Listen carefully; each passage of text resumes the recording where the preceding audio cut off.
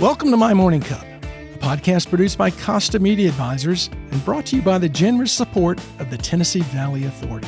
To learn more about TVA's impact on our community, follow TVA on Instagram at TVA and on Twitter X at TVA News.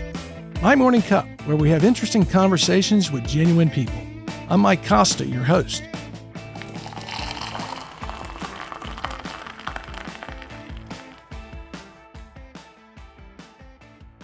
My guest this week is Bill Priestley.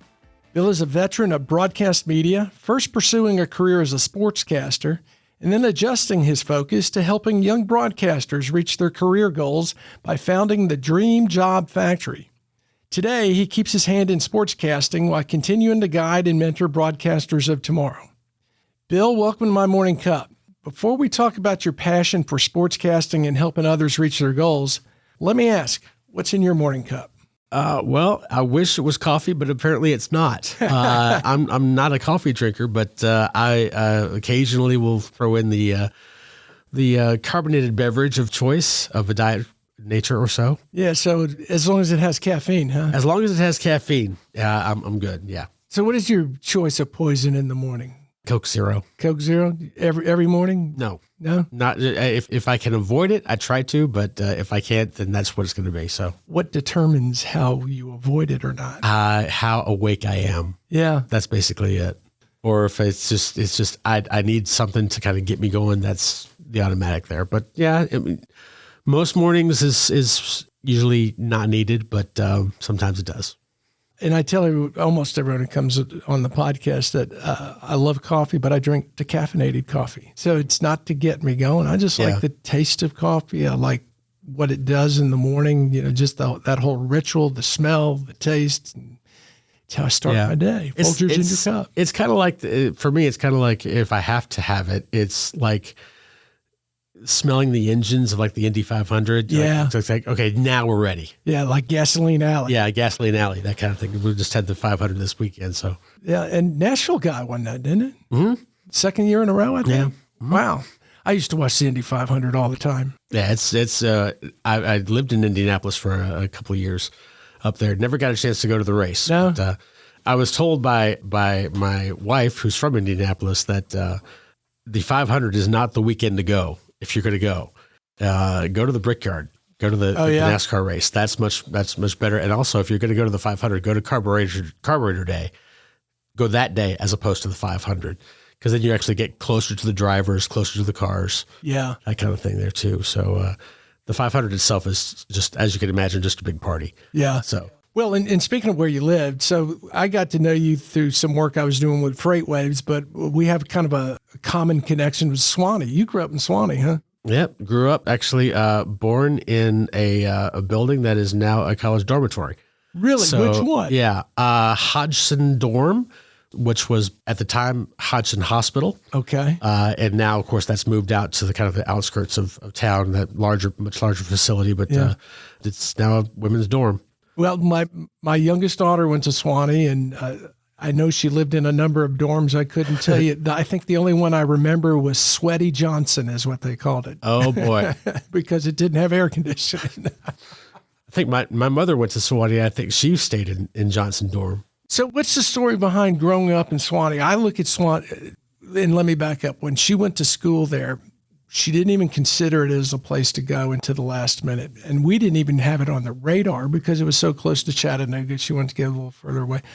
But boy, when you go up that mountain and you go to Suwanee, it's another world. So what's it like to grow up there? Because it's kind of a cross between Hogwarts and Mayberry. A little bit. Yeah, that's a very good comparison. It's, when you're growing up there, you don't know any different. So we always viewed Chattanooga as the big city. That's the metropolis that you got to go to fulfill whatever dreams you had with, going down and buying school clothes and things like that. But really, I think it's not that much different than any other small town, other than the fact that it just looks different. Yeah. We grew up riding bikes, playing sports. It's not that much different than many other small towns, in my opinion, anyway. Yeah, it's very idyllic. I imagine 4th of July is quite a celebration there. It can be. I mean, there's summers and Christmas, anytime the students are not there, it's still kind of a dead town. Yeah. But 4th of July still, there's a pretty good parade that goes all the way down through University Avenue. But the crowd or the local spirit is very, very strong there. Yeah. So you went to grade school, high school? Yep. Swanee? Which high school? I went to St. Andrews, just outside town, and I went to Swanee Elementary. Okay. So St. Andrews is a private school. Mm-hmm. And was it at that time that you decided you wanted to get into broadcasting and become a sports? No, broadcasting came college. Oh, okay. So my dad asked me that fateful question that every parent gets or every kid gets for their parents. What do you want to do with your life? Right. I got it at 12 years old. And I said I wanted to be a sports writer. That's my goal. I wanted to be a sports writer. I wanted to be a sports writer because you got to go to the game, you got to write about the game, and then somebody would pay you to do it. And I thought, that's a pretty good gig. Yeah. I like sports. I can do that. And I said I want to be a sports writer. And he had a great follow-up question, which is, how many sports writers do you read? You couldn't name one? Couldn't name one. Were you getting Sports Illustrated? I was getting Sports Illustrated. That's a great, I was getting Sports Illustrated. And my grandfather got me Sports Illustrated my previous birthday. And I love Sports Illustrated because of the pictures and the graphics. Yeah. I rarely read the stories, but that was my influence there. But so I ended up going off to college, to Furman University down in South Carolina. And did you just want to get out of Swanee and that's why you went to Furman? No, I was forced to. I'm the oldest of 3. And so my dad was his rule was, and he taught at Swanee for 45 years. And he said, you are not going to go to school within 5 hours of home. What a smart dad. I don't want you home on the weekends and doing laundry or whatever. Yeah. So Furman was between 5.5 and 6 hours. It wasn't an easy weekend trip home to get a free meal and do your laundry. No, you stay there. And his other rule was freshman year, you don't have a car. We may have the same dad. So, you will stay on campus. You will study. This is how you will, A real quick aside on that. My dad, very similar, except I'm one of 7. Mm-hmm. And his rule was you can go anywhere you want as long as it's in-state tuition. And I'm like, well, Knoxville's 6 hours from Memphis, so I'm going as far as I can. But I get up there my freshman year, and I'm miserable. You're homesick, and you go from Memphis, which is flat as this table, to Knoxville, where it's nothing but hills, and you're going, what's the deal with these hills? I want to go back to the flatlands. And so, I do that call home that first semester or quarters we were on. And I was like, sure, you can come back to Memphis, but you're going to live in the dorm. You're not going to have a car, and you're not going to come home on weekends. And I said, well, I could do that here. He said, exactly. There you go. Yeah. So what did your dad teach at Swanee? Mathematics. Mathematics? Yeah. Upper level. And he taught the mathematics class, or one of the mathematics classes for non-science majors. So if Swanee, if you went there, you either took 1 math and 2 sciences or 2 maths and 1 science, depending on what your major was. And he taught this sort of mathematics and the liberal arts class that didn't get into heavy mathematics, but it was more like a history of. Yeah, I bet that was interesting. He forced me and my brother to take that class. Yeah. When I was a rising senior in high school, my brother was a rising freshman, I think, and we both made B minuses. Thanks, Dad. Yeah, thanks, Dad. Appreciate that. That's my first college credit.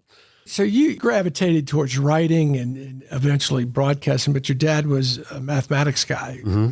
Was your mom a writer or that part? She was the sciences person. So she taught biology and chemistry. And so where'd you come from? Yeah, that's a good question. So I guess just coming from Sewanee, I had a great love for heraldry. Just because of the fact that that's the environment. You have Gothic sandstone architecture. That's kind of hard to not. I mean, you see it all over the place. The shields, the colorful, the heraldry, the designs, the shields, the crests, and so forth. And then it kind of delved into. I love medieval history, and then it just kind of got into story. Yeah. And so that's where it got interesting as to how things came to be the way they are. What a great place to feed that. Yeah, and in America, it's this really interesting point that was made to me about 5 or 6 years ago, that, when you look at from the American perspective, we can only really look back 250 years or so forth. I grew up in a spot which has at least a visual allusion to 1,000 years ago. I mean, when you see these castles and so forth, and so like so you could live in that kind of time frame. You could see, if you will, in air quotes, that far back. So you knew that there was much more history than just the past 250 years or so. So I think that was something that kind of keyed into that as well. So you're a kid in high school at St. Andrews, and you really wanted to be a sports writer, but you go away to school at Furman. What was the thing that turned you towards broadcasting? Okay, so when I made my college choices, it was either going to be history teacher, because that's the family business, and I wanted to be in history, or it was going to be sports writing. And I went to Furman basically because they did not have a communications department. They did the year after I graduated. And so I basically went there with the idea of becoming a history teacher. That was going to be it. And so I get to the student center for like the second or third time that I had been there, first week of class, and I got lost in the student center. Now that's about the equivalent at the time of a mouse getting lost in a paper bag. It's really hard to do. Well, I've toured Furman. Yeah. It's not a huge place. Well, I mean, but just the student center by itself. I mean, if you've been there in the last 15 years, the student center's tripled in size. But when it was probably half the size of the building that we're in right now, maybe that. And so there was basically one way in and two ways out. And I managed to find myself in a hallway, what I guess was kind of the utilitarian portion of the building. Like there's cinder block walls and fluorescent lighting on top, and just like full wood doors, like every other college building. Well, but but in the back, like this was not the area, like behind closed doors. This was not the area that you were supposed to go down. This is not part of the. What would you say? They wouldn't put this in the brochure. So I got down to the end of this hallway, and there was this door with the word Paladin on it. And Paladin is the mascot of Furman University. So I'm thinking, this is the closet where they keep the Paladin mascot's uniform. This has got it. Now I'm not the kind of person that kind of gets myself into trouble. But I thought, you know what? I'm just going to try to open this door and just to see if it's, because I know it's a closet and it's locked and whatever. And lo and behold, it was open, and I fell into the Paladin newspaper office. Oh, wow. And 45 minutes later, I walked out with a story assignment. Really? Yeah. And that's how the writing part started. Fast forward a year, I'm the sports editor of the newspaper, and one of my writers, who is a senior, who was the sports director of the campus radio station, comes in and says, "Hey, Bill, we're going to do a game on the radio tonight, and wanted to see if you could come and do stats for us. Just basically take trends and so forth." And I'm like, "Sure, great. Just don't put me on the air, because I'm scared of microphones and I'm scared of cameras and I don't want to be on the air." And that was primal fear for me. Yeah. So we go to the game, and Furman's playing South Carolina. Now this is South Carolina. This is South Carolina before South Carolina was today. Yeah. And we managed to get them in our little gym in the PAC if you've been there, you've seen that building. It holds about 800 people. And lo and behold, there was this one play. We were up probably 10 or so in the second half. And our diminutive little point guard got pinned on the sideline right in front of our broadcast position. Just to our right was the Furman bench. And she was on the sideline, two large Gamecocks with their hands well above their heads, kind of just shielding her from wherever she could go. And one of the girls on the bench yells, "Just throw it cross court." And so she jumped out of bounds almost into our broadcast table and just baseball passed the ball all the way across the floor. And Karen Stanley, who was one of the leading 3-point shooters in the country at the time, was open on the far side of the floor, and nobody within 15 feet of her. She makes the catch, and she's right behind the 3-point line, lets it go. Everybody in the building knows what's about to happen. It goes through the net. The building explodes, and we go up 13 or so forth. And we ended up winning 101-84. And I remember that particular play because Mark, the guy that was doing the game, I remember thinking two things. Number one, I could do what he was doing. And number two, I could do it better than him. I was pretty sure I could do it better than him because, like I said, when my dad asked me that question about what do you want to do when you grow up, if I had said sportscaster instead of sports writer, and he asked me, well, how many sportscasters do you follow? I could probably name off, keep in mind, we're talking mid-'80s here. Yeah. So 3 networks, I could probably run off 15, 20 different sportscasters, what sports they were good at, what sports they were bad at, what I liked them to do, what I liked them to not do. Because I kept that all in my head, and I followed it, but I'd never even dreamed of that as a possible career. And so when I realized that when I actually saw Mark do what he was doing, which was very simply painting the best picture possible for the people listening. He didn't care about what his mom thought he was saying. He didn't care about what his dad thought he was saying. He didn't care about what anybody else. He was just trying to give the best possible picture of what was going on. And I realized if I just kept that mindset, I could do this. And so that was the impetus behind getting into broadcasting, because he left. He was a senior. He graduated. He recommended me for the broadcasting, for the sports director job at the radio station. And that's how it got started. So that's where the bug bit you. Yeah, basically. Absolutely.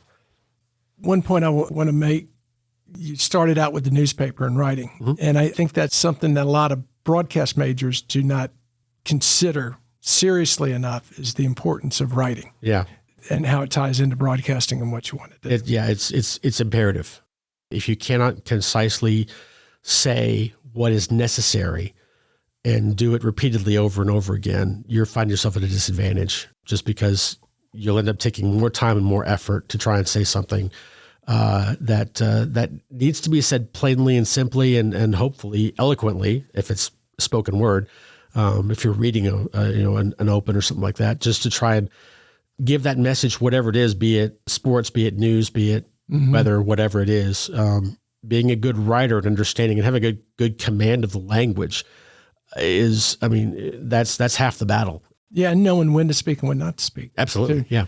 The other thing I found interesting about your story is that when your dad asked you the sports writers, and you really couldn't come up with it, but boy, you could rattle off the sportscasters because you were consuming that media. Sure. And you had your favorites. So who was your favorite?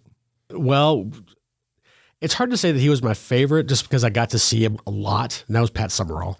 Yeah. Because we got the Cowboys games whenever they were playing on CBS, and so he was generally there. So he was the one that I think, just as a fan, I gravitated toward NFC teams. So therefore, I always gravitated toward the CBS package, which they had at that particular time. So yeah, Summerall there. I liked Dick Enberg. Oh my. Yeah, I like Dick Enberg, but I thought, you know what? They've got the AFC, and the AFC always loses in the Super Bowl. You're right. So, and they did for a long time. Yeah. So, but obviously now, tremendous appreciation for them as well. But them, Don Criqui, all those guys.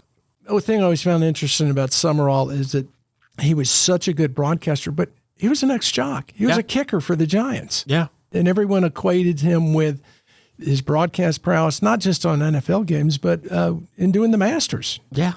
Pre-Jim Nantz, it was Pat Summerall. Yeah. I remember seeing a clip not too long ago it was a young kid that had posted a clip of Pat Summerall doing a Dallas Cowboys touchdown from the 1980s.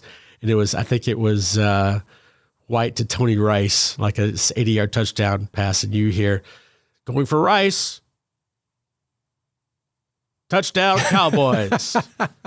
And the guy's like, what kind of announcer is this? When you're used to Gus Johnson, or you're used to somebody losing their head over an 80-yard touchdown pass. And he was such a minimalist, but that's all he needed to say. Well, I think that's the ESPN effect. When you listen to some sports talk shows, or you see someone doing a sportscast of the news stations that still do them, they're just trying to get noticed by ESPN, because it's just too much, in my opinion, sometimes. Yeah. What do I know? I agree. So you got bit by the broadcast bug. You go into Furman. What's next for you? How does your career unfold? So my parents, being the academics that they are, said, all right, Furman does not have a communications department. You don't have a communications degree. You've got a history degree. You need to at least get some sort of training. So I came back to Tennessee, went to MTSU for a summer. And they have a great program. They have an incredible program. And one of my other loves is music production. And so I kind of got sidetracked a little bit there, and I thought, well, you know what, maybe the sportscasting gig, that's kind of like a far-fetched thing, because you really gotta, be there for the long haul to do that. And so I convinced my parents, and I thought music production sounds really cool right now. I convinced my parents that history of the recording industry was a required class for the mass communications major at MTSU if you would pay for it. And they said, okay. So I took you were a good class. salesman too. I was a good, well, at least for that part of it was. And here's where fate turns again. I go and go to this class, and midway through the class, the fire alarm goes off. And no joke, someone took a guitar and hit an amplifier in one of the studios and caused a fire. And the fire engine had to come and put out the fire in the studio. So they took the guitar a la The Who and basically, yeah, so sparked something, and fire came out of that. Who knows how bad it was, but it was a fire nonetheless. So we all had to go outside, and I overheard the chair of the journalism department telling her colleagues that there was an internship opening up with the Tennessee Oilers radio network. And I thought, that's interesting. Yeah. And so I inquired a day later, and she said, wow, I guess I should talk louder. So I called up Larry Stone, who was working with the Titans or the Oilers at the time, and got the internship. And that was my next gig. And then I figured I had an internship in college with this sports talk station down in Greenville. And so anybody with 2 internships should be able to get a job somewhere. Right. And I sent out a bunch of resumes, and eventually WFTZ in Manchester, Tennessee picked me up. So, and you said the Tennessee Oilers, that was before they changed the name to the Titans. That was the year they did. That was their first year in Nashville. They came from Memphis. Yeah, the that was team, a bad year in Memphis. Well, it was a bad 4 years, and they went 8-8 all 4 years. Yeah. So it was. Well, I meant bad from the Memphis perspective. Oh, sure. They were headquartered in Nashville, driving down I-40 to play games on Sunday. Yeah. It just didn't work. They didn't like each other. Memphis didn't like them, and they didn't Look, like it's the only team that's played 4 seasons in 4 different stadiums. Yeah. So you got the Astrodome, Memphis, Vanderbilt Stadium, and then what is now, I guess, what is it, Nissan Stadium now? Yeah. Yeah. So they were named the Titans week 16 of that year. So how long did that last for you? That was 1 season. 1 season. You go to this, what is it, FTZ in Manchester. Yep. And what were you doing there? Anything except, oddly enough, making coffee. I was told not to make coffee. Oh, really? Apparently I did it once and I did it badly.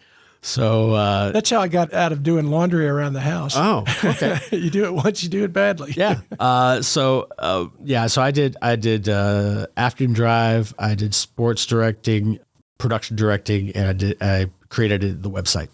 You were there how long? 99 to 2004, 5 seasons. Wow. 5 years. Yeah. And where's that take you? That takes me to, it's trying to move up in sportscasting. Doesn't really happen. That didn't happen for me anyway, because I was just trying to send resumes out and see what would happen, and nobody was picking me up. And so I had met a girl online and up in Indianapolis, and decided that, hey, you know what? Let's just take a chance on this, and moved up to Indianapolis, started my own production company. So I'm doing multimedia production, and one of my clients was an internet radio station. And so I did high school games up there for. It's a pretty big gamble you took. Yeah. I mean, you left basically your hometown. I mean, you grew up in Swanee. Manchester's pretty close to it. Yeah. And you go, 5-6 hours away? Yep. And work for yourself. You don't know anyone except this girl you met online. Yep. And so we made it work and got it to the point where it was sustaining, but obviously you're still an entrepreneur. You're still chasing the money. You're trying to figure it out how to do it. And so that was exhausting. But it's you still eat what you kill. Yeah, basically.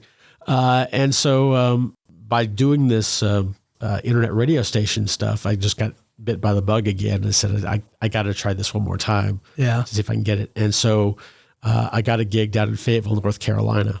And so we moved down to Fayetteville. I did high school there. And then I did a sports talk show down there on WFNC, and finally got tired of. I was still doing the production thing, kind of on the side, and I got tired of doing that.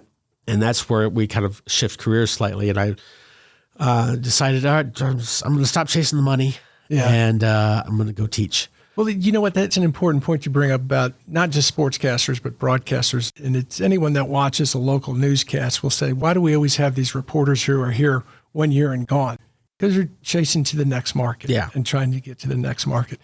What I have found in my career with sportscasters, they have more side hustles than anyone than I've ever seen. Your sports guy can be doing your sports every night, but he's also doing play-by-play for the local college. He's also maybe started a production company, and I'm saying he or she. Yeah. I've never seen a group of people doing so many different things. And I think a great local example is a guy like Jim Reynolds. He does 9,000 different things. Yeah, absolutely. And it's amazing how high that goes. You know, especially, you remember Mike Patrick, who used to work for ESPN. Like, you wouldn't expect, I mean, at the time he did, I think his high water mark was he did ACC basketball and Sunday Night Football on ESPN. And he still owned his own production company and did his own thing on the side. It's like, you know, unless you're like Al Michaels or Jim Nance, you're doing something else. Yeah, there's 3 and 4 different things that they're doing and flying here and going there and not. And of course, working those for guys anyone. do things that are not necessarily media related, but you get the point. I mean, it's just like they got to have something else to do. So you decide to stop chasing the dream. What do you do? Went to a small private school in Fayetteville and started teaching history. And at that point, I was still doing sportscasting on the side, just doing high school games. And I thought, you know, this could be it. This could be, I could live with just, you know, doing high school games on the side and doing this teaching thing. And that would work. Then, 2 things happened. The first year that I was teaching, I taught world history. And we got to February where of course it's dark and it's cold, and the world history in that curriculum is basically Western Civ, if you will. And so we were at the Dark Ages. And of course the Dark Ages are so much fun to talk about. And perfect timing in February. Yeah, absolutely. And the curriculum stated that the spring research project was going to be the genealogy, family history deal. And I took one look at my best students, and they're not ready for this. I mean, it's so much work and it's so hard. And I got permission to change the project from that to what I called a passion paper. And that was a paper, basically, it was a 10-page limit, and you could write about something that you had great passion with, or something that you had great interest in. And it had 3 sections: the history of that particular subject, where it is now, where it is going. And that project went over huge. They loved it. They ate it up completely. And in fact, the worst compliment that I got out of that was one of the students that said, I could have written for ages. Why did you make us stop at 10? In fact, I got a call 2 days before the paper was due. And the student said, Mr. Priestley, I'm doing my paper on ballet, and I'm doing the history of it, and I'm on page 8, and I've only gotten to 1875. So, well, it's like the old Mark Twain quote. Yeah. I would have written you a shorter letter, but I didn't have enough time. Yeah. So they absolutely love that. And then at the end of that year, of course, they're sophomores and they're going to become juniors, and their parents are all talking to them about that pressure junior year. Of course, you got SATs, you got college trips, all that stuff. You know, you got to get ready for the next step in life and so forth. And they're starting to feel a little bit of the pressure of that. And so a bunch of them are in my class at the end of the year. And I said, or they say, I don't know what I want to do with my life. And I said, well, why don't you do something related to your passion paper? Yeah. And one of them said, well, that was fun, but that wasn't like a job. I don't want to, that's different. And so I asked one of them, well, what is something that you're really interested in? And one of them said, travel. And then I asked, well, what is something that you're really good at? And she said, well, I've been told I'm really good at writing. I said, why don't you be a travel writer? Yeah. And her jaw hit the floor. Like, you could do that? Yeah. Really? And we had to parse that out a little bit. All right, we're talking about, like going and like reviewing places, or we're talking about writing novels about traveling, or, going around, and like you could just see her eyes get real big. Like, this is a possibility. Like, there's something there for me. Flash forward a year, I get an opportunity to go to Campbell University as a GA for broadcasting. And because, again, my broadcasting bug is still there. Oh, and it always will be. I know.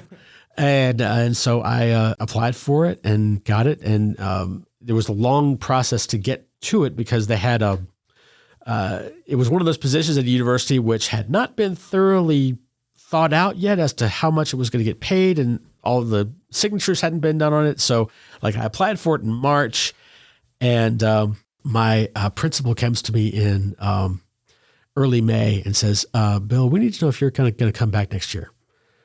And I hadn't had a yay or nay on the job at Campbell. And I said, I'm not coming back next year. Oh, you rolled the dice again? Rolled the dice. Yeah. Completely rolled the dice. And, how old are you at this time? Let's see. That would have been 34. Wow. Yeah. Newly married? 2-3 years. Yeah. So newly married, Yeah. 34, got a good job. They say, you coming back? Yeah, I might take this job that's not real secure at Campbell. Yeah. You got a good wife. I figured, if they were keeping me on that long, on the phone for that long, I thought I had a chance. I had a chance. Anyway, yeah, and I did. And one of the things they were asking me was, you realize that you have to get a master's degree with this job, right? And I'm like, yeah. And that's one of the reasons I want it. So I could go to Campbell and get my master's degree around this idea of helping young people figure out what they want to do with their lives, at the same time getting to, crush my broadcasting bug of doing Division I sports. So you were able to take that passion project that you gave your rising seniors, and bring that to Campbell with you in terms of working with them and being able to identify what they're going to do the rest, or what they want to do. Yeah, well, basically that conversation we had at the end of the year, not so much the paper itself, but it basically formulated, because all of my research during that time at Campbell was around, all right, how do you make a decision around how do you figure out what it is that you want to do with your life? And there's just a lot of research out there about when is the right time to start making those decisions, and in terms of just a general timeline of when you're most able to, or when you should be most cognizant of when you can have that discussion and kind of feel your way into what it is that you really want to do. Because there are certain times when that's a very important question to ask. For instance, the first time, and this I learned in graduate school, is during puberty. You may think, well, that's a little weird, but obviously we know hormones are up during puberty. But there's a human development scientist out at Stanford named William Damon, and did some work. And what he found is that if you say, for instance, if you have never had spaghetti before, and you have it during puberty and you love it, you'll eat spaghetti for the rest of your life. If you have broccoli for the first time and you hate it, you won't touch it for 10 years because sensitivities are so high at that point. So what you latch onto during puberty is going to stick, or has a greater chance of sticking for the rest of your life than basically at any other point in your life. I heard something similar to that about music taste. The stuff you Absolutely. listen to at that age is the stuff that you revert to. When people ask you your favorite movie or your favorite piece of music, chances are you're going to revert to your early teens. Yeah. And find something there. And I will tell you that The Natural and Back to the Future are the greatest movies in the history of cinema. Well, that's why I'm a Taylor Swift fan.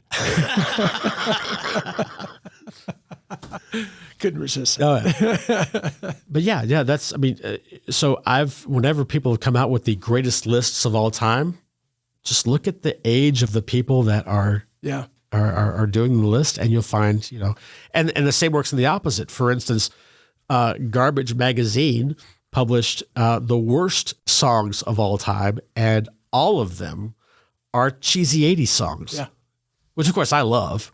But it's like what happened in the 80s for you is just the opposite, in the fact that you just really disagreed with that music at that particular time, and therefore, again, you're never going to listen to it again. So you were able to scratch that broadcast itch, but also bring some purpose to helping folks identify what they want to do. Yeah. How does that all transition into what you do with Dream Job Factory? So Dream Job Factory is basically, that's just one little subset of how we can help young people figure out what it is they want to do with their life. So like I said, puberty is kind of one area where if you're a parent, this is where you want to watch them. You really want to watch them closely because that's where they're going to pick up things that are going to stick for a long period of time. Another great period to watch a child is after they get their driver's license, because at that particular point, what's happening with them is that, well, first off, the world is theirs, and now they've got independence, and they can go places. And so there's a lot of power there. And so that's the point where you want to ask them kind of, hey, what do you want to do with your life? Because there are no inhibitions here. And what happens over the time, there was a British study that was done whereby at about age 16 or 17, young people have a very high intrinsic motivation level. And so whatever they want to do, they will try to do. And at about age 16, 17, that starts to drop. And around age 21, 22, it bottoms out and it's replaced by an extrinsic motivation in terms of what I have to do to stay alive. And so that becomes the sellout point. You know, how much money will you take to give up on your dreams, that kind of thing. And so the point of making those decisions earlier gives you at least a chance of maintaining that intrinsic motivation, keeping it up, like say, for instance, like I did in finding sports broadcasting, is that I didn't necessarily throw, I threw caution to the wind, but it was that's what I wanted to do. I knew that's what I wanted to do. So that's why I stayed on it and I was able to accomplish that. But that's another time where you can do that. But through that, it comes up into a formula into how you can figure out at any age, really, what it is that you want to do with your life, whether it's a profession or whether it's a hobby or whether it's something else. And that is, it's a combination of an interest, which is always a noun, and an ability, which is always a verb. And those two things combine together to form an activity. So for instance, interest in math, ability to teach, math teacher, interest in football, ability to coach, football coach, because all jobs are a combination of an interest and an ability. An oncologist is a person with an interest in cancer, an ability to fix, treat, diagnose, that kind of thing. So you have to have a context and you have to have an action within that context. So with that, that forms a job. And then you want to align yourself with the people that need that particular product or service. So say, for instance, if we're talking math teacher, who are we talking about? Are we talking about elementary, middle school, high school, college, remedial, military, adult, English as a second language? Are we talking big city, small town? Who is the ideal person that you are looking to try and serve? What is their location? What is their socioeconomic status? Who is that? When I say I want to be a math teacher, who is the person that I'm thinking of that I'm going to teach? And that is the person that I want to gravitate towards. So what that does is it creates a paradigm where you're stimulated intellectually through your interest. You are driven physically because of the action that you require, because it's something you want to do. And then you are fulfilled emotionally / spiritually through serving someone that you really want to help in their daily life. Two thoughts on that. One, you're a hell of a teacher. I mean, that just laid it all out for me. But what you just described is also what every fledgling entrepreneur goes through. It's the same exact thing. Yeah. And you can do that. If you turn that phrase around and reverse it, that's more or less the entrepreneurial aspect of it. So in other words, I go out and I look for a group of people that have a problem. That's the people that I want to serve. And then I come back and look at my interests and my abilities and how can I help them? And then that's the way that you can do it from an entrepreneurial standpoint. How can I use my strengths, my abilities to help the people that need help with this particular problem? I wish I had talked to you when I was 20. So you're at Campbell, but how do you get back to Chattanooga, and how does Dream Job Factory stay going when you're doing other things? So another wild story. So I finished my master's degree at Campbell. We go and I was bent on getting back into the classroom because I've graduated. I've got my degree, and I'm sending resumes all over the country to a lot of high schools, thinking, hey, this is a good thing for high school students. So I'm going to use that as a kind of an extra offering for myself. And I get nothing coming back. And so March comes, because I graduated in December, and March comes, and the person that replaced me, they had changed the position from a GA to an internship. And the person that replaced me was on Twitter, and she said, yeah, I'm taking a graduate job at Duquesne University. And I tweeted her and I said, so you're leaving? Yeah, I'm leaving in May. And so I wrote my old bosses back and said, I hear you have an opening. And long story short, they pulled some strings, made it a full-time gig, and I got the job. And so I stayed at Campbell for another 5 years doing that. Also giving this presentation to Campbell students. They had a program there called Connections, which was kind of a lot of, they would bring in people that would do more or less, life skills is not really the term for it, but like how to balance a budget, how to do your checking, how to do this, like how to figure out what you want to do with your life. And you, as a student, you had to go to like 10 of these things a year. And so I would do like 3 or so presentations a year around that. So I still kept doing that. And I did some coaching on the side. Got unfortunately let go by Campbell in 2018. And we looked at our lives and, do you want to go to Indianapolis or do you want to go to Chattanooga? And she said, let's go to Chattanooga. So good for you. That's how we came back here. Good place to be. Yeah, absolutely. So you've kept Dream Job Factory going the whole time. Yes. And if someone's interested in talking to you about it, how do they get in touch with you? You can email me at bpriestley@dreamjobfactory.com or just go to our website at dreamjobfactory.com. There's a lot of information there as well. And you can also sign up on the site there for the newsletter. And that goes out. That's just basically gives some little tidbits that we like to give. It's for parents, really, to help your kids in terms of what they need to do to kind of So help mainly them make those parents are decisions. contacting you and saying, Yeah. okay, I've got a rising senior or Yeah. whatever. Parents, I'm still interested in like speaking to schools, colleges, and high schools. So, yeah. Okay. As part of this, you're now headed to Vanderbilt, right? Yeah. So working up there as the assistant director of student media, but also what they wanted was someone, because Vanderbilt also, like Furman, does not have a communications department or doesn't have a journalism department. So they wanted someone who come in and can kind of help people navigate, trying to figure out if journalism is the right thing that they should be doing after graduation. So that's something that I'm going to be helping out with up there, as well as kind of helping students figure out how they want to do either radio, TV, or we have 2 radio stations, a TV production studio, a couple of podcast studios, and some music studios as well. So doing that as well.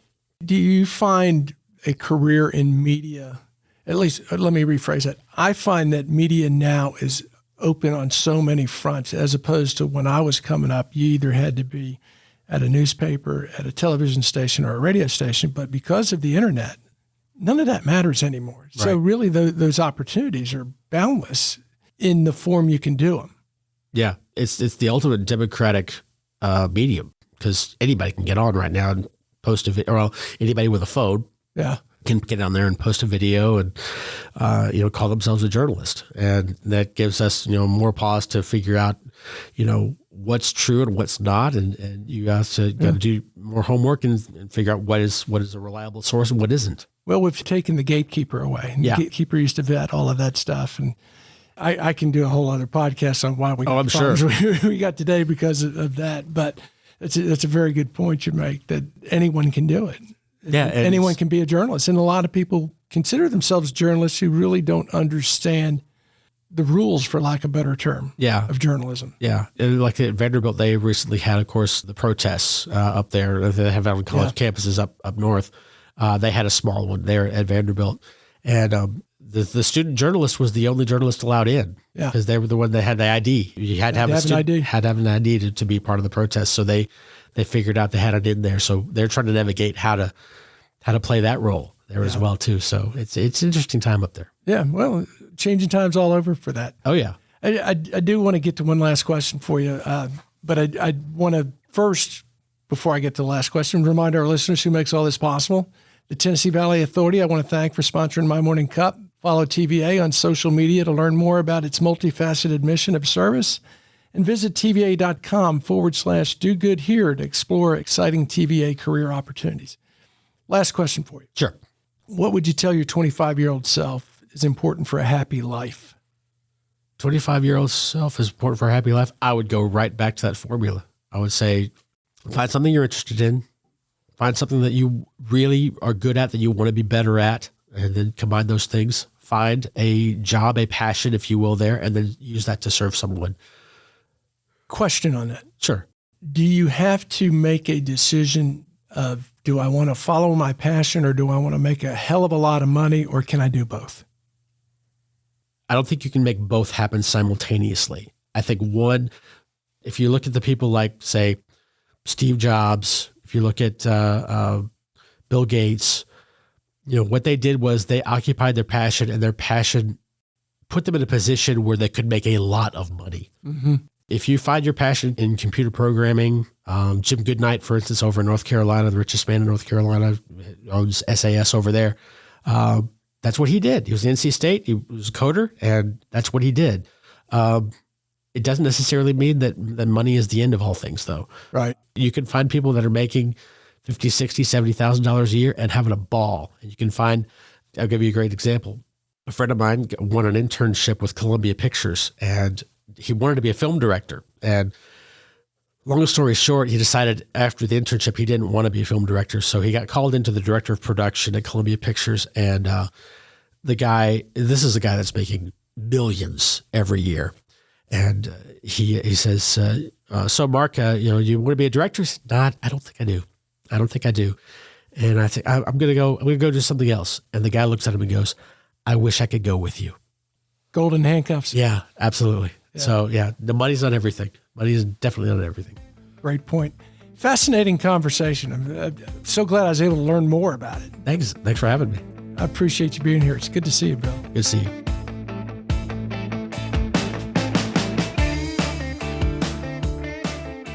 Thanks for listening to My Morning Cup, a podcast by Costa Media Advisors. If you liked this episode, please share it with a friend.